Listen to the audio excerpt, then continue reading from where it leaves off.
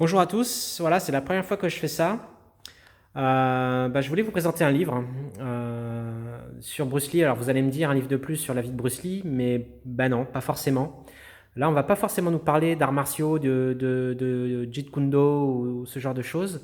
Ce livre a une dimension historique qui est beaucoup plus intéressante, à mon sens en tout cas, qui est un livre en anglais. Donc pour ceux qui ne lisent pas l'anglais, je suis désolé, voilà, vous ratez quelque chose. Voilà, c'est un livre qui a été préfacé par la fille de Bruce Lee, qui est Shannon Lee. Alors c'est intéressant parce qu'en le parcourant, donc je l'ai découvert sur Facebook, quelqu'un en parlait, et Shannon Lee disait qu'il était extrêmement bien détaillé, qu'elle avait été bluffée. Donc effectivement, et moi j'ai été bluffé aussi. Donc on est en page 1, après le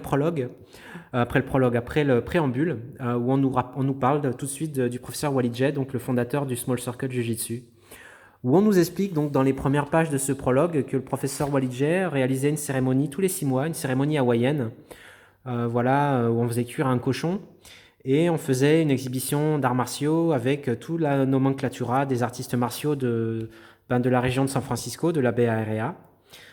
Et cette année-là, le professeur Walid Jay fait venir un sino-américain en la personne de Bruce Lee lui-même, qui vient faire une exhibition de son art martial à l'époque. Donc on est à peu près au début des années 1960. Voilà, donc on nous parle de Léo Fong, on nous parle de James Lee, on nous parle de Al Novak, notamment pour ceux qui connaissent. Voilà, c'était très très intéressant. La cérémonie s'appelle le Luau. Alors, ensuite, en parcourant, donc on vit vraiment le développement des arts martiaux au niveau de Chinatown, de San Francisco, avec les éminents personnages de la population, de la communauté chinoise. Donc ce monsieur, en fait, gérait vraiment le développement, essayait de contrôler le développement des arts martiaux et l'utilisation des arts martiaux dans sa communauté. Voilà, donc différentes personnes avec les cérémonies, la fête du dragon, etc. Léo Fong ici, et on voit donc un peu plus tard, à côté de la page où s'entraîne Bruce Lee sur le dummy, donc le mannequin en bois, on voit le professeur Walid Jay qui reçoit certainement cette photo, si je me souviens bien, son premier dan du professeur, de son sensei, donc le professeur Henri Senshiro Kazaki de l'école Kodenkan, donc à Hawaï. À l'époque, ça se passait à Hawaï. Et en tournant les pages, donc on voit en bas Ed Parker.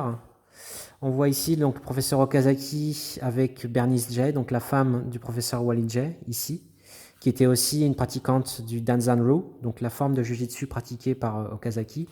Et ici le professeur Walid Jay, donc à l'époque, au début des années 1940. Là, on voit Bruce Lee qui discute avec Ed Parker et Ralph Castro, qui étaient deux fervents pratiquants de Kempo. Voilà. Donc c'est un livre extrêmement intéressant où vraiment on plonge dans l'âge d'or des arts martiaux aux États-Unis, avec San Francisco, Chinatown, le Kung Fu, Wing Chun, le Wing Chun de Bruce Lee, etc. C'est super super intéressant. Ça apporte vraiment de la profondeur, de l'épaisseur à nous pratiquants. Et c'est un livre que je vous recommande vivement pour ceux, bien entendu, qui peuvent lire l'anglais. C'est très très intéressant. Voilà, Striking Distance.